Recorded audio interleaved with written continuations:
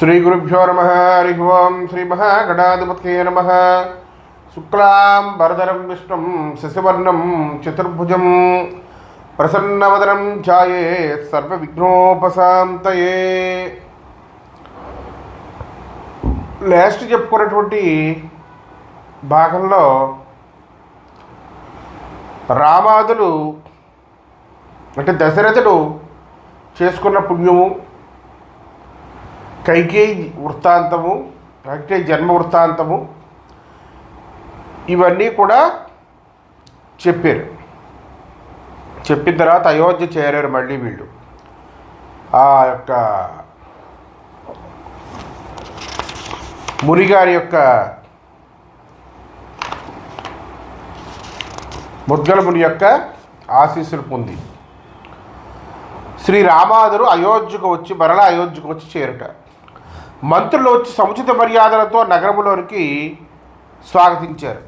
రామాదులు రాకను తెలుసుకొని రాజమార్గమైన కాంతామణులు మిద్దెలను ఎక్కి పసిబిడ్డలను చంకల్లో ఎత్తుకొని కొందరు పుష్పవర్షంలో కురిపించగా కొందరు వేడుకలను చూస్తూ ఉన్నారు. కొందరు యువతులు అక్కడక్కడ చేరి మంగళకరమైనటువంటి కుంభ దీపరాశులచే మంగళహారతులతో ఆరాధిస్తున్నారు.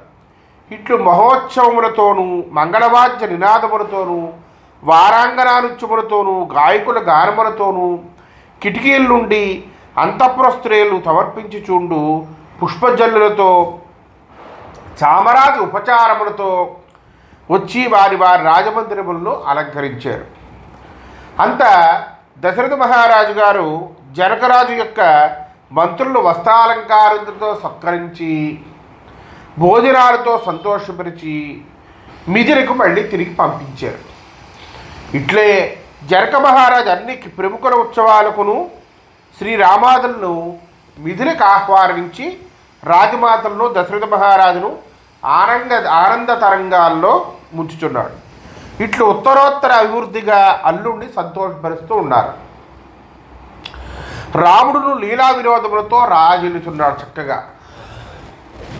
సీతారామాదుల శోభన మహోత్సవం పిమ్మట 6 మాసములకు శ్రీరాముని కన్నను చిన్నది అయిన సీతమ్మ 11వ ఏట శుభలగ్నమున పుష్పవతి అయింది.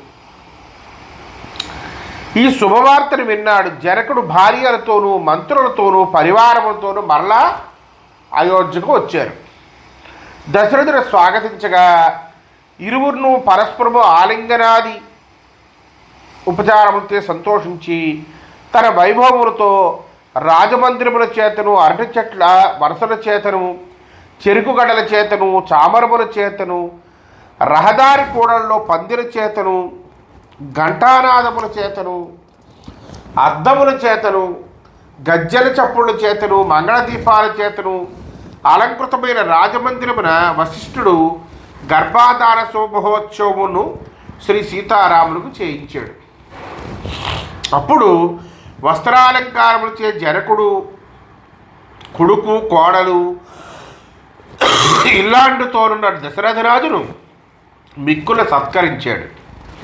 ఇట్లు సంతోషంగా ఒక నెల ఇక్కడ నుండి జనకుడు మళ్ళీ మిథిలకు వెళ్ళిపోయారు. శ్రీరాముడు సీతతో సంపూర్ణమైన వివిధ భోగములను సువర్ణ రత్నాలంకృతములకు మందిరాల్లో అనుభవించి చూడాడు. ఇద్దరూ అనుభవిస్తున్నారు. స్వర్ణాలంకృతములకు దాసీజనులు సేవిస్తూ ఉన్నారు. ఇట్లే లక్ష్మణ భరత శత్రుఘ్నులు కూడా వారి వారి భార్యలతో సముచిత కాలముల్లో విధి విధానమున నిషేక శాంతి శుభకర్మ మహోత్సవములు జరిగాయి. అప్పుడప్పుడు జనకుడు వచ్చి పలు మహోత్సవములను గావించి సంతోషము పొందుచుండెను. అయోధ్యానగరమున అంతటను మంగళవాద్యములు మారుమ్రోగుతున్నాయి. అన్ని చోట్లలోనూ శుభమహోత్సవములు తప్ప అమంగళ ప్రసక్తియే లేదు. అయోధ్యలో ఒక్కడును దరిద్రుడు కానీ అప్పులు గలవాడు కానీ చింతాయుక్తుడు కానీ వ్యాధి బాధితుడు కానీ ఎవ్వరూ లేరు. ఇట్లుండగా శ్రీరామ లక్ష్మణ భరత శత్రుఘ్నులు వారి వారి బంధు పరివారములతో గృహస్థాశ్రమ ధర్మాలను పాటిస్తున్నారు. శ్రీరాములు వారి దినచర్య వర్ణన. రోజు ఏం చేసేవాడు రాముడు అంటే శ్రీరాముడు ఉదయమే లేచేవాడు.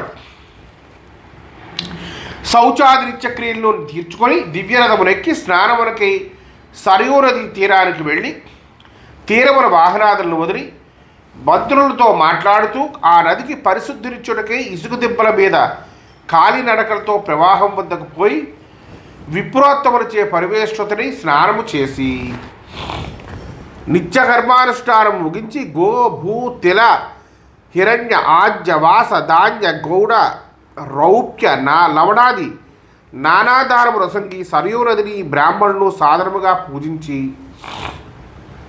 బంగారు గొలుసులచే సింగారించబడిన రథమునెక్కి పట్టుబట్టల చేత స్వర్ణరజ్జువులచే అలంకరింపబడిన దివ్యమైన అశ్వములు కట్టబడి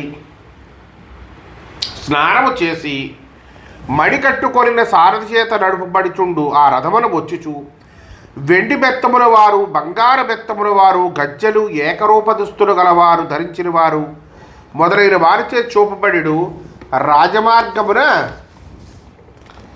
నగరముల్లోని స్త్రీలు పుష్పజలులు కురిపిస్తూ రత్నహారతులు నిచ్చుచూ సేవింపగా తన మందిరానికి వచ్చి రథము నుండి దిగి పాదుకులు తొడిగి జానకి చేత ఇవ్వబడిన జలముతో చేతులు పాదములు కడిగి కొద్దిగా నీటిని ఆచమించి తన మందిరములోని అగ్నిహోత్రశాలలో ప్రవేశించి సీతతేడ శ్రీ మదిగ్రదేవుని ఆహుతులచే ఆరాధించి లోక కళ్యాణము కొరకు విధి విధానముగా స్ఫటికలింగ రూపమున ఉన్న శ్రీ సాంబ సదాశివుని ఆరాధించి సీతచే చేపడిన నైవేద్యాధికములను నివేదించి దానములచే విప్రవర్యులను సంతృప్తిపరిచి వారి ఆశీర్వాదములను పొంది గోపూజ చేసి అశ్వత్థ వృక్షమును తులసీ చెట్టును పూజించి ఆరాధించి శ్రీ సూర్యుని ఉపాసించి బ్రహ్మయజ్ఞ విధానాంతరము శ్రీ వశిష్ఠుల వారి నుండి సీతతోడ పురాణ పుణ్యకథలన్నీ విని వశిష్ఠములను సత్కరించి తన బంధువులు చుట్టూ చేరగా వారితో వినోదముగా మాట్లాడుతూ ఉన్నాడు. పిదప పత్రిచే పలుమార్లు ప్రార్థింపబడి దివ్య ఫలములు దివ్యనేతితో తయారు చేయబడిన ఉపహారమును భుజించి యథాసుఖముగా తాంబూలాలను సేవించి స్వీకరించి దివ్య వస్త్రములను ధరించి దర్పణమును దర్శించి జానకీ కటాక్ష కవచితుడై రథమునెక్కి మంత్రి మాతాదులు పరివేష్టించి ఉండ మంగళవాద్యములతో మాతృమూర్తుల యొక్క మందిరములకు వెళ్ళి తన తల్లులకు ప్రదర్శన నమస్కారములు చేసి అట్లే తీర్థస్వరూపులైన దశరథుల వారి రాజమందిరములకు వచ్చి సింహాసనాసీనుండై దశరథ మహారాజుకు నమస్కారములు చేసి ఊర్వారి పనులను చక్కబరిచి రాజాజ్ఞ పొంది అడుగడుగునా తండ్రిని గౌరవించుచు నానా వైభవములతో సముత్సాహ మహోత్సాహమున తన మందిరానికి వచ్చును. పిదప జానకీమాత చేయబడిన జలముచే హస్తపాద ప్రక్షాళన గావించి ఆమెతో అన్ని సంగతులను సరస హాస్యోక్తులచే విచారించుచు చక్కగా నవ్వుతూ విలాసంగా మాట్లాడుతూ సరయూ నదిలో కానీ తన మందిరమును కానీ స్నానమాచరించి మాధ్యాన్నిక సత్కర్మలను ఆచరించును. ఇట్లు ప్రతినిత్యమును శ్రీరాముడు శ్రీ సరయూ నదిలో ఎక్కడ స్నానం చేసినో అక్కడ ఇప్పటికీ కూడా రామతీర్థమని ప్రసిద్ధి గలదు. అది ముల్లోకముల్లోనూ విదితమై చైత్రమాసమున విశేష ఫలనీయమైనది. పిదప మధ్యాహ్నానంతరము ఇష్టులు బ్రాహ్మణులు మంత్రులు కలిసి కూర్చొని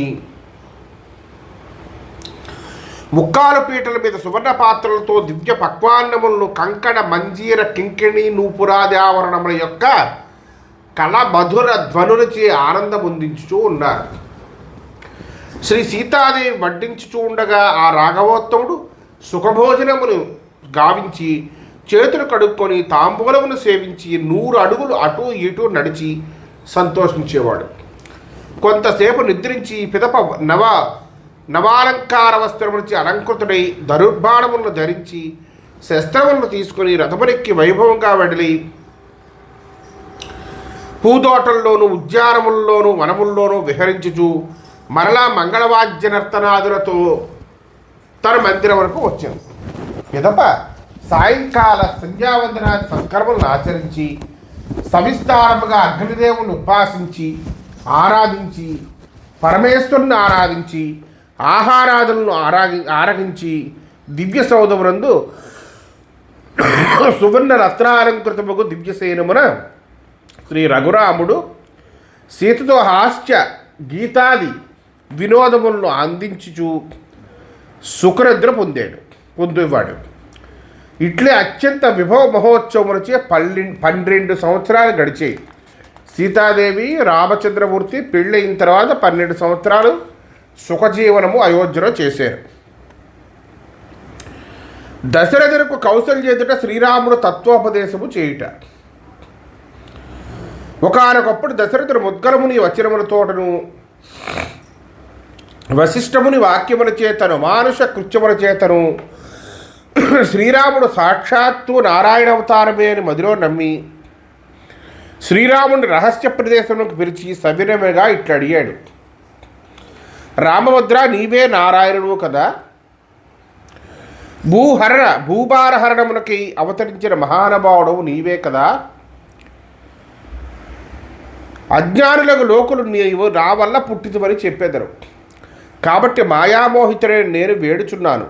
కొంత జ్ఞానోపదేశమును అనరించి నా అజ్ఞాన బుద్ధిని పరిహరించుము. ఈశ్వరత్రయముతో కట్టుబడిన నాకు మనస్సున విశ్రాంతి కలుగుటలేదు. నన్ను ఉద్ధరింపము శ్రీరామ అని అడిగిన దశరథులతో రాముడు ఇట్లుగా అన్నాడట. రాజా వినుము, నీ కొరకు జ్ఞానమును చెప్పుచున్నాను. నా తల్లియగు ఈ కౌశల్య కూడా వినని అశ్వరంబుకి ఈ ప్రపంచమంతయును ముత్యపు చెప్పయందు వెండియను భ్రాంతితో చూచుచున్నట్లును చౌడు నేలలో నీరున్నట్లును ఈ ఆత్మయందు మాయావిరసతంపై ఉన్నదను సంగతిని పండితులు తెలియగలరు. అజ్ఞానులు తెలియజారలు. ఇదే శాశ్వతము, చూస్తున్నదే శాశ్వతము అనుకుంటారు. పండితులైన ఇట్లు తెలుసుకుందరు. నిస్పృహుడును పరిశుద్ధుడును ఆత్మనిషేధ ప్రతియోగి అయినందున సదాత్మకుడును స్వయం ప్రకాశకుడును కాన చిదాత్మకుడును ఆనందస్వరూపుడు గుటిచే ఆనందాత్మకుడై సచిదానంద లక్షణుడని చెప్పబడుచుండును. అట్టి పరమాత్మ యొక్క అంశాంశం వలన పరమేశ్వర బ్రహ్మాదులను మేమే మొదలుగా గల అందరూ ప్రపంచ సృష్టి స్థితి సంహార కార్యములకే మాయ వలన నానా రూపములు పొంది ఉన్నాము. నాటకములోని వివిధ పాత్రలు నటుడు ధరించినట్లుగా ఈ శరీరము బింబాకృతులను అందుందును. వీళ్ళు తామర నెట్లు అంటే నీళ్లు తామర నెట్లు అంటకయుండును. మరి నీళ్ళలోనే ఉంటుంది తామర, కానీ నీళ్లు పోస్తే అందు మీద ఉండవు. ఒక చుక్క ఏదో బిందువు ఏదో నిలుస్తే అది అంటదు. అట్లే ఆత్మమాయావలంబనము లేక నిర్మలుడు నిత్యానందమూర్తిరై ఉన్నాడు. నీవు ఈ శరీరము, ఇల్లు, పిల్లలు, భార్యలు మొదలగునవి నాది అను బుద్ధిని వదిలి దేనియందును మమకారము లేక చిదాత్మకుడైన పరబ్రహ్మయందు సర్వభారమును వేసి సర్వాత్మభావముతో గోచరించు వాటి అన్నిటినీ కూడా అంటే చూసే వాటిని కూడా నారాయణ స్వరూపను భావన చేయుచుండుము. ఈ సంసార క్లేశము నుండి తొలగదు. ఎప్పుడైతే ఈ భావనతో అన్నీ చూడడం మొదలుపెట్టారో అప్పుడు ఈ సంసార క్లేశం బాధ నీకు అంటదు. సత్యము, సదాచారము, కారుణ్యము, శాంతి, ఓర్పు, ఇంద్రియ నిగ్రహము, అహింస, దైవభక్తి, వేదమార్గము అవలంబించి ఉండుట ఇత్యాది గుణములను నిరంతరముగా ఆశ్రయించి ఉండుము. రాజా, దొంగతనము, జూదము, దెబ్బలాట, మాత్సర్యము, దంభము, క్రూరత్వము, క్రోధము, భీరుత్వము, లోభము, చెడు పనులను చేయుట, వేదనింద, బ్రాహ్మణ నింద, యతి నింద, సజ్జన నింద, పరదూషణము, పిసినారితనము మొదలగు వాటిని సర్వ విధముల సర్వకాలముల్లోనూ వదిలము. వారినెప్పుడూ ఏమీ అనకూడదు. పూర్వం నీవు తపస్సు చేసి పుత్రత్వమును కోరితివి కాబట్టి నేను నీ వలన కౌసల్యందు అవతరించితిని. అజ్ఞాన పరిహారముకు నేను చెప్పిన ఈ విషయం నీలోనే దాచిపెట్టుకును, ఎక్కడనూ చెప్పవలదు. ఇట్టి శ్రీరామవాక్యములను విన్న దశరథుడు అజ్ఞాన నివృత్తిని సుజ్ఞాన ప్రాప్తిని పొంది సద్భావముతో లోకాంగితుడై శ్రీరామచరణములకు నమస్కరించారు. అందుకు రాముడు, రాజా, నీవిట్లు బిడ్డగా నమస్కరించరాదు. నరరూపమున ఉన్న నాకు ఇది హాస్యాస్పదముగా ఉండును. మనస్సులోనే సద్భావముచే నన్ను నిత్యము ఆరాధిస్తూ ఉండుము. ఆదరముతో నాయందే మనస్సు కలిగి, నాయందే ప్రాణములు కలిగి, నాయందే దృఢభక్తి కలిగిన వాడు అగుము అని ఇట్లు చెప్పిన శ్రీరాముడు తన తల్లిదండ్రులకు నమస్కరించి బంధువులతో రథమునెక్కి తన మందిరమునకు వచ్చాను. శ్రీరాముల వారు జనులతో ఆనందించుట. ఎప్పుడు సీతతోడ శ్రీరాముడు తల్లిగారింటికి వెళ్ళి భుజించును, ఎప్పుడు సోదరుల ఇంట్లో భుజించును, ఎప్పుడు తండ్రి గారి బంతిలో భుజించును, ఎప్పుడు తన ఇంటికి భోజనంకి భార్యాపిత్రులతోడా పౌరులతోడా దశరథుని పిలుచుకొని వచ్చును అని వారు ప్రార్థింపవలసినట్లు సర్వజనాదరణకు ఆశ్రితుడైన రాముడు రాజెల్లుతున్నాడు. ఎప్పుడా అని అందరూ ఎదురు చూడటమే దాని గురించి.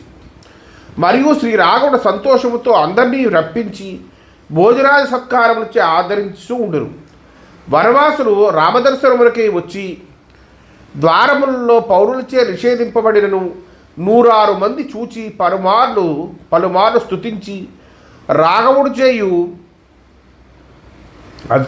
ఆతిథ్యాదులచే ఆనందించి 5-6 దినములు అక్కడ ఉండి పుణ్యకథలచే పురుషోత్తమునికి సంతృప్తిని కలిగించి తమ ఆశ్రములకు పోవుచుండ్రి. జానకీదేవి శ్రీరామునికి దేని యందు ప్రీతి కలదో దానిని నెరవేర్చుతూ సరస హాస్య క్రీడానాదలతో ఆనందిస్తూ ఉన్నాడు. ఇట్లు శ్రీరాముడు వివాహానంతరమున సీతాదేవితోడ 12 సంవత్సరములు మహోత్సవముగా గడిపాడు. భోగత్వంతో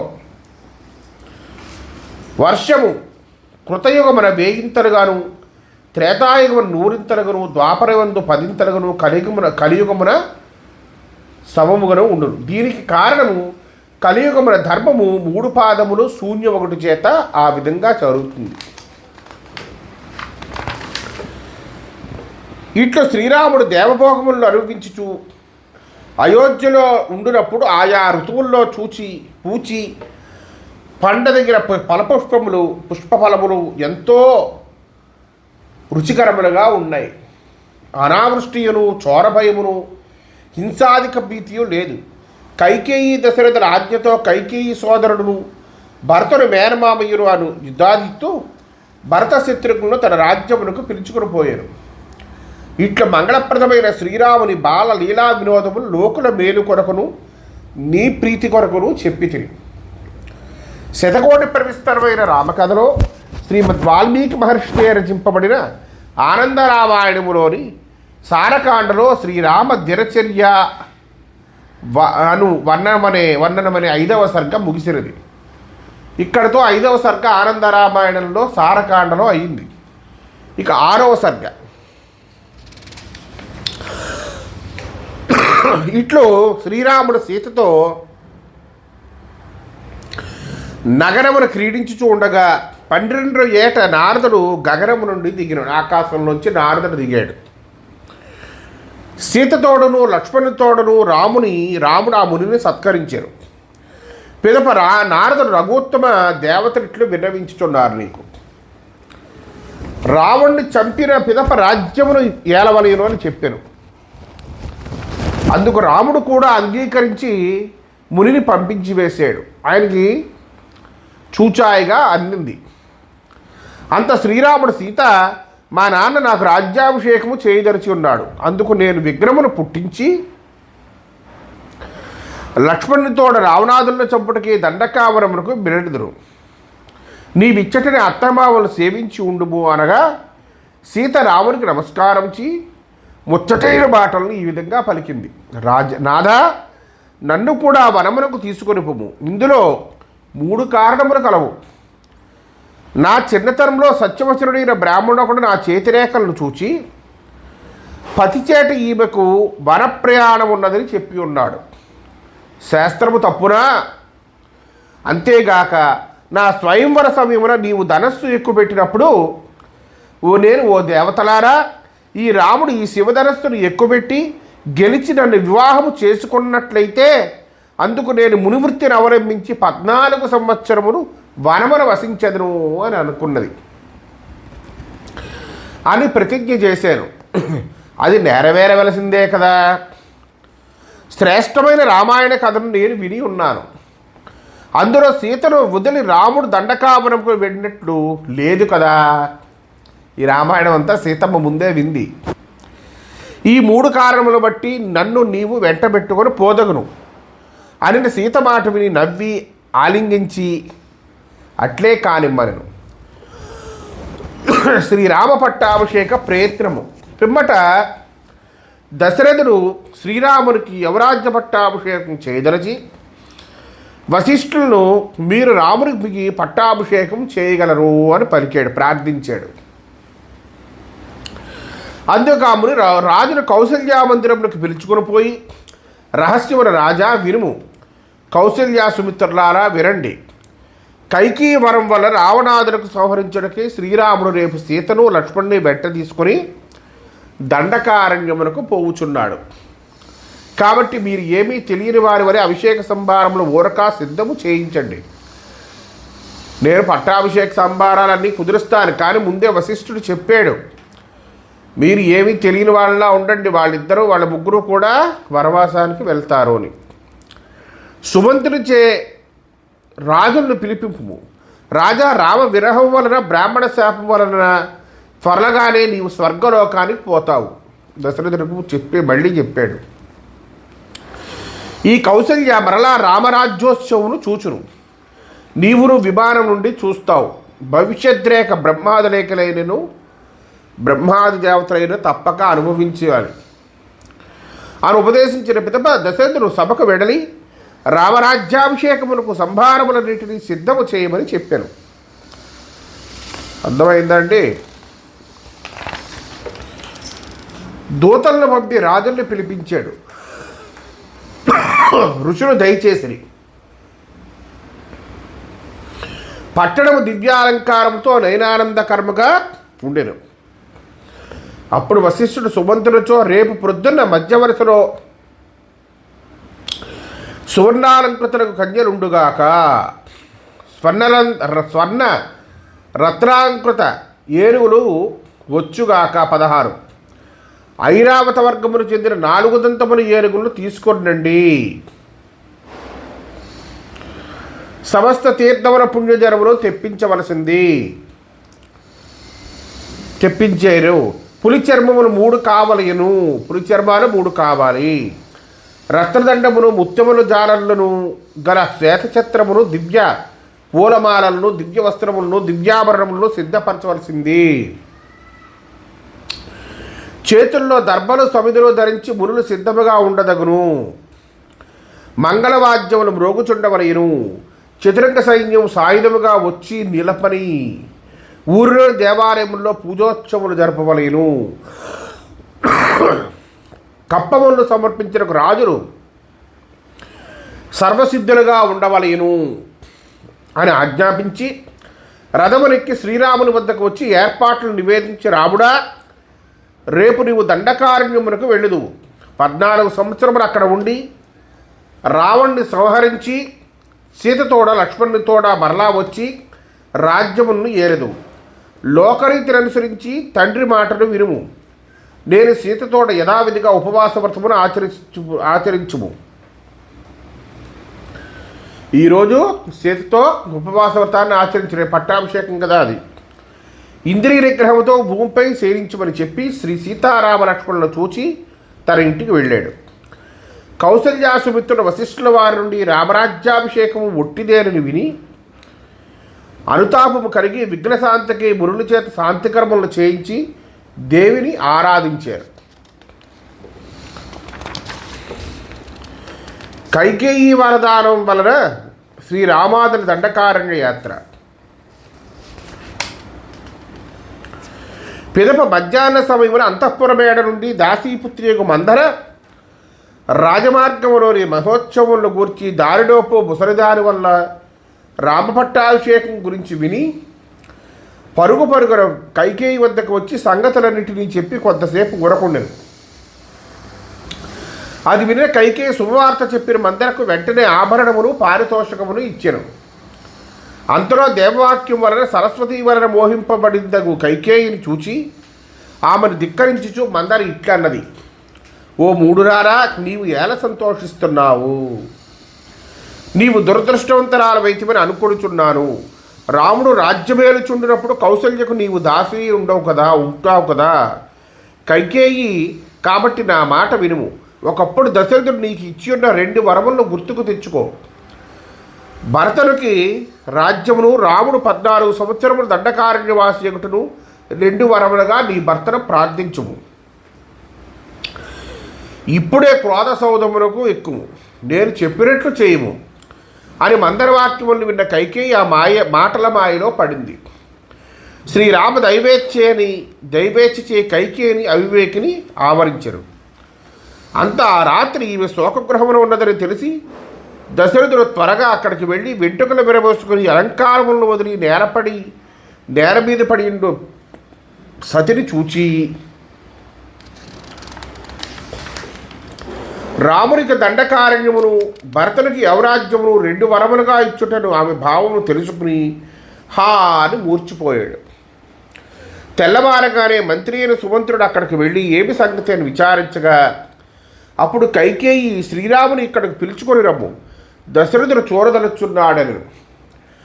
అందుకు సుమంత్రుడు దశరథుని ద్వారా వివరము తెలుసుకొని నేను రాముని పిలుచుకొని రాను అన్నాడు సుమంత్రుడు. దానికి దశరథుడు సుమంత్రుడిని మందలించి శ్రీరాముని ఇక్కడికి తీసుకొని రమ్మని ఆజ్ఞాపించాడు. దానితో సుమంత్రుడు రాజాజ్ఞను నెరవేర్చాడు. శ్రీరాముడు కైకేయి మందిరములకు వచ్చి కైకేయి వచనముల వలన తనకు దండకారణ్యవాసం పూర్వము తండ్రిని ఇచ్చిన వరముగా వచ్చిన సంగతి తెలుసుకుని అట్లే కానివ్వమని అంగీకరించి, తండ్రి నీవు చింతింపవలదు, నేను దండకారణ్యమునకు పోవుచున్నాను అని రాముడు చెప్పారు. అందుకు దశరథుడు హాహాకారములు చేయించు, రామభద్ర ఎట్లు నన్ను వదిలి ఘోరారణ్యమునకు పోవుదలుచున్నావు అనగా, శ్రీరాముడు నేను మీ ప్రతిజ్ఞను నెరవేర్చి త్వరలో పట్టణమునకు వచ్చేదను. ఇప్పుడు దండకారణ్యమునకు వెళ్ళదలచెదను. తల్లి ఇచ్చ సఫలమవుగాక. నా తల్లిని సమాధానపరిచి సీతను తీసుకుని వచ్చి మీ పాదములకు మ్రొక్కి సుఖముగా వరమునకు పోవుచున్నాను అని తండ్రితో స్వాంతరవచనములు పలికి వెంటనే శ్రీరాముడు కౌసల్యాదేవి మందిరానికి వెళ్ళి తల్లి పాదములకు మ్రొక్కి ఆమె ప్రశ్నలకు సమాధానములు చెప్పి ఎట్లాగో ఒప్పించి ఆమె ఆజ్ఞను తీసుకుని ప్రదక్షిణ నమస్కారములు చేసి తన మందిరమునకు వచ్చి సీతకు జరిగిన సమాచారమును తెలిపెను. సీతయును లక్ష్మణుడు మేమును వరమునకు అనుసరించి వచ్చేదమని పలుమార్లు ప్రార్థించగా రఘురాముడు అంగీకరించి త్వరగా సిద్ధమవ్వాలని ఆజ్ఞాపించి తన ధనమంతయు బ్రాహ్మణులకు పంచిపెట్టి సీతతోడ అగ్నిహోత్రముతో లక్ష్మణుడు అనుసరించుచుండగా దశరథ మహారాజు సన్నిధికి వచ్చాను. కాలినడకతో వచ్చిన రాముని చూచి పౌరజనులు తమలో తాము సంగతులు తెలుసుకొని దుఃఖింపసాగిరి. అప్పుడు వామదేవుడు వారికి నారదాగమనమును, రామ ప్రతిజ్ఞను, భవిష్యత్ రావణ వధాది కార్యములను, నారాయణుడే శ్రీరాముని రూపములో నరునిగా అవతరించడం కూడా తెలిపాడు. అది విని ఎవరు వామదేవుడు అంటే పరమశివుడు. అది విని వారు సమాధానం నుండి దారిలో నిలిచి చూస్తూ ఉన్నారు. అంత ఆ కైకతో తల్లి అరణ్యయాత్రకు అనుజ్ఞనిమ్ము అని శ్రీరాముడు వేడగా ఆమె నారబట్టలు మొదలైన వాటిని రామాదులకు ఇచ్చింది. రాఘవుడు వాటిని తాను కట్టుకొని సీతను చూచెను. ఆ స్థితిని చూచి వశిష్ఠుడు కోపగించారు. పాపియకు కైకేయి, నీవు మిక్కిలి దుష్ట స్వభావం కలదానివి, నీవు రామ వనవాసమును వరముగా అడిగితివి, సీతకేల నారబట్టలను ఇచ్చెదవు అని తిరస్కరించి జానకీదేవిని దివ్య వస్త్రములచే పురస్కరించారు. దశరథుడు సుమంతునితో రథమును తీసుకొని రమ్ము, అరణ్య ప్రియులకు మీరు రథారూఢుని అరణ్యమునకు వెడలని అని ఆజ్ఞాపించారు. శ్రీరామాదుని యొక్క అరణ్య ప్రవేశము. శ్రీరాముడు తండ్రికి తల్లుకు ప్రదక్షిణ నమస్కారములు చేసి తల్లితోడ లక్ష్మణునితోడ రథమునెక్కి సారథిని వెడలమని కౌసల్యకును సుమిత్రకును తండ్రికిని పలుమాట సమాధానములను చెప్పి జనులకు సమాధానము చెప్పుచు తమసా నదీ తీరమునకు వచ్చారు. మహాత్ముడుకు శ్రీరామునికి వివాహానంతరము 18 సంవత్సరం వచ్చుచుండగా మాఘ శుక్ల పంచమి నాడు అయోధ్య నుండి తమసా నదీ తీరానికి వచ్చట సిద్ధించినది. ఇంద్రాది దేవతలు ఆ మార్గమున సత్కారం నరిచిరి. రాముడు వనమునకు వెడల్చుండగా శుభశకునములు ఎదురయ్యాయి. ఇక్కడికి ఈ ప్రస్తావన ఆఫ్ చేసుకొని రేపు రామాదురి గురించి పూజింపబడి గంగని దాటే అవన్నీ రేపు చెప్పుకుందాం వచ్చే భాగంలో. హరి ఓం శ్రీకృష్ణార్పణమస్తు.